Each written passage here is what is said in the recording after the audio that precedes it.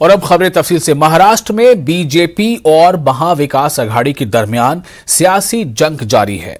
मरकजी वजीर नारायण राणे ने रियासती काबीनी वजीर नवाब मलिक के जरिए लगाए जा रहे इल्जामात पर कहा कि उन्हें कोई हक नहीं पहुंचता इस तरह के इल्जामात आयद करें।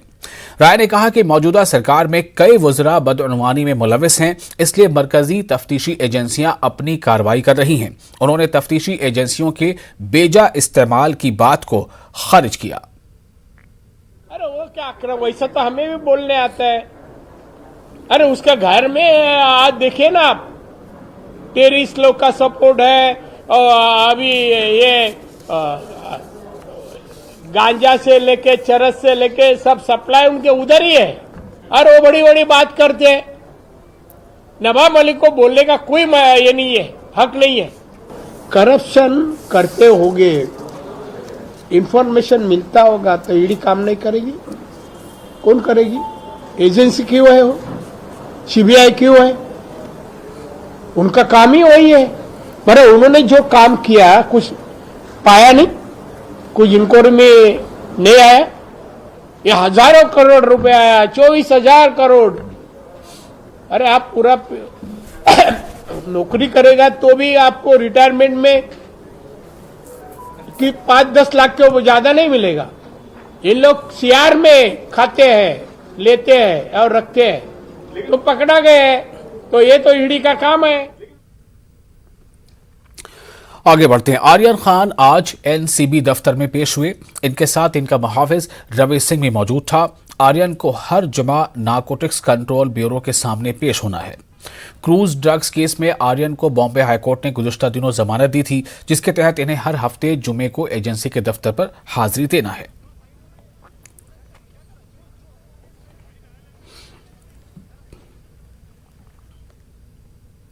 मनी लॉन्ड्रिंग केस में एनफोर्समेंट डायरेक्टरेट ने आज महाराष्ट्र के साबिक वज़ीर दाखिला अनिल देशमुख के बेटे हर्षिकेश देशमुख को समन किया है। एजेंसी ऋषिकेश से पूछताछ करेगी। ख्याल रहे कि गुज़श्ता दिनों एजेंसी ने अनिल देशमुख को वसूली केस में गिरफ्तार किया था।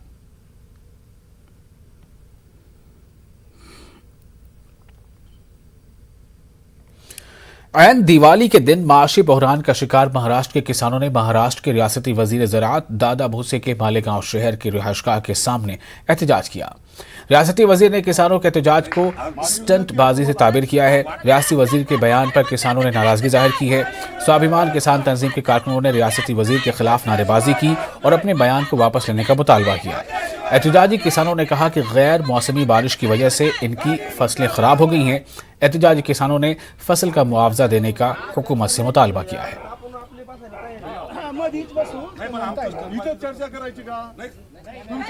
आज हम सब किसान यहाँ पे हमारी मांग रखने के लिए आए थे कि आज का हमारा महाराष्ट्र का किसान आज दिवाली सेलिब्रेट नहीं कर सकता है क्योंकि उसके पास पैसा नहीं है, पीक बीमा के पैसे नहीं। अतिवृष्टि की वजह से सारे पीक हमारे जमींदोस्त हो गए। लेकिन हम यहाँ पे जब आए तब कृषि मंत्री दादा भूसे साहब हमारे किसानों को स्टंटबाज कहा उन्होंने। हम किसानों ने उनका निषेध किया और जब तक किसानों का ये स्टंटबाज शब्द जब तक वो पीछे नहीं लेते तब तक हमने उनके साथ बातचीत शुरू भी नहीं की। तो इसलिए अगर कोई मंत्री किसानों को स्टंटबाज कह रहा होगा तो आगे के टाइम में स्टंटबाज किसान होता है कैसा, ये मंत्री को हम दिखा देंगे। ऐसा निर्णय हमने किसानों ने लिया है। लेकिन अगर दिवाली के दिन कोई मंत्री किसानों को अगर स्टंटबाज कहता है तो महाराष्ट्र के किसानों को मैं आह्वान करती हूँ कि इस बात का निषेध पूरी तरह से होना चाहिए। किसानों का जो संगठन है, किसान नेता आदरणीय राजू शेट्टी साहब, उनके मार्गदर्शन पे काम करने वाले किसानों के संगठन का शिष्टमंडल आज घर पे आया था। उन्होंने अपनी बातें। औरंगाबाद में वाक़ मकतबा अजीज़िया में सालाना जलसा हुआ। इस जलसे में मदरसे की तालिबात और तलबा ने बेहतरीन अंदाज में नात, हम्द और तिलावत कलाम पाक और तक़रीरें पेश की। जलसे की सदारत जामिया काशिफुल उलूम के नाज़िम आला मौलाना नसीमुद्दीन मफ्ताही ने की। जलसे में अकाबरीन मिल्लत ने शिरकत करके तलबा और तालिबात की हौसला अफजाई की। इस मौके पर रीड एंड लीड फाउंडेशन के सदर मिर्ज़ा अब्दुल क़य्यूम नदवी ने NCERT का बहाना रिसाला बच्चों की दुनिया तलबा और तालिबात में मुफ्त तक़सीम किया ताकि मुताले का ज़ौक़ परवान चढ़ सके। आज जो जलसा सैयद हाल में हुआ ये बहुत ही कामयाब था। इनमें बड़ी तादाद में लड़कों और लड़कियों ने मुख्तलिफ़ मौज़ूआत पर तकरीरें पेश की और वो तकरीरें पुरमग़ज़ थी।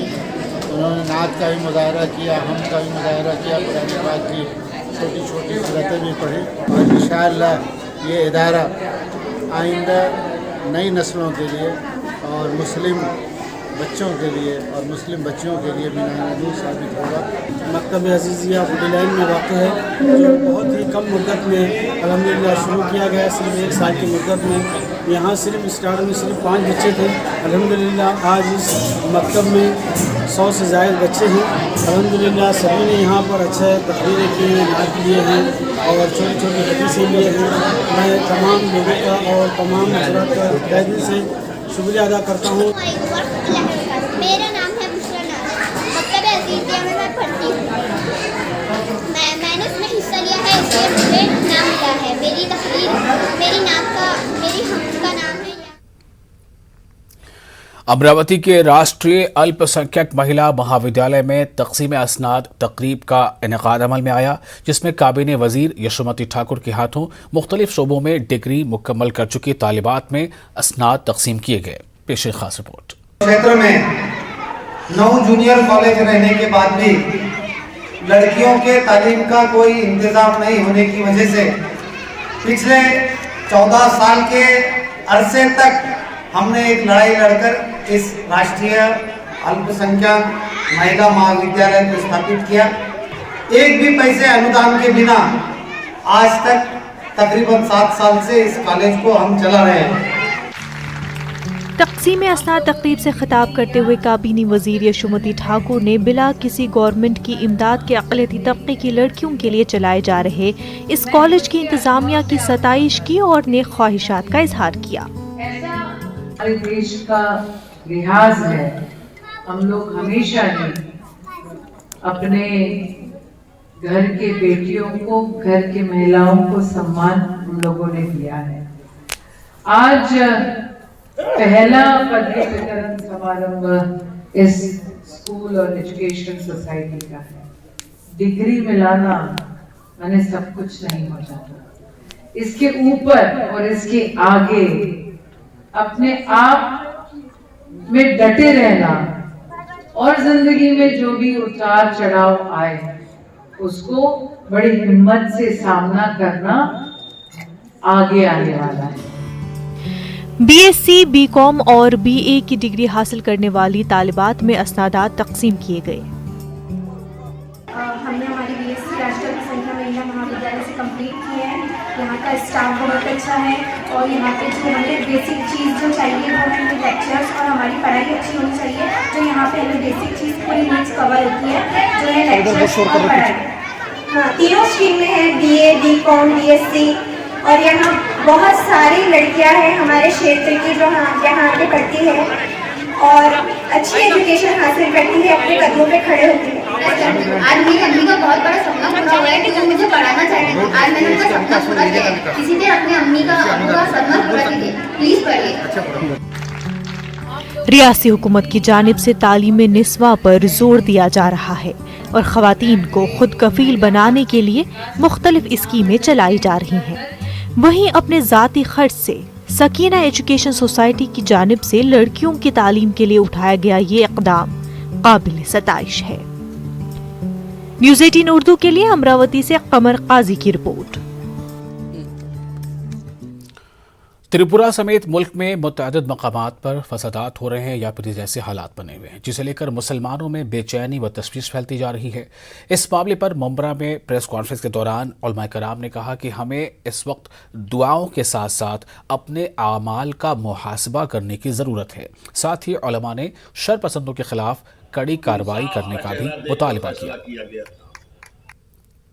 तो ये जो जुल्म हमारे साथ हो रहा है ये मक्की दौर की याद दिलाता है और मक्की दौर के मजलूम मुसलमानों ही ने आपने देखा कि फतेह मक्का की शक्ल में मक्का को तस्खीर कर लिया था जो उन मुसलमानों ने जिस तरह इताअत रसूल किया था, मुसलमानों को ख्वाब गफलत से बेदार होकर के इताअत रसूल के लिए तैयार होना चाहिए, अल्लाह की इबादत और रियाजत के लिए तैयार होना चाहिए। दुनिया में जो कुछ भी होता है वो इज़्न इलाही के बगैर नहीं होता। हमारा रब हमसे नाराज़ है, बजाय इसके कि हम इन बेईमानों को राज़ी करें जो सत्ता की रोटियां सेकते हैं, इनके सामने गिड़गिड़ाएं। अल्लाह का दरबार खुला हुआ है। दो काम हिंदुस्तान के मुसलमानों को करना चाहिए, बल्कि सारी दुनिया के मुसलमानों को करना चाहिए। इस जुल्म का खात्मा होगा। एक काम है अल्लाह का डर मजबूती से पकड़ा जाए, दूसरा काम है अल्लाह का दर मजबूती से पकड़ा जाए। इस्लाम के बारे में लोगों को, ख़ास तरीके से गैर मुस्लिम भाइयों को वो बात मालूम है जो दूसरों ने उनको बताई है। फर्स्ट हैंड इंफॉर्मेशन उनको नहीं है। जो इस्लाम के दुश्मन हैं वो इस्लाम के बारे में बता रहे हैं, लोग वो जान लें। जो इस्लाम को रोज़ाना नहीं पसंद करते वो इस्लाम के बारे में बता रहे हैं। अच्छा, कुछ लोग ऐसे देश में मौजूद हैं जो जानबूझ करके मनसूबाबंद तरीके से इस्लाम को डैमेज करना उनका मशक़। महाराष्ट्र के जलगांव के रहने वाले उमैर रियाज देशपांडे ने नीट इम्तिहान में नुमाया कामयाबी हासिल की है। उमैर ने 720 नंबरात में से 642 नंबरात हासिल किए हैं।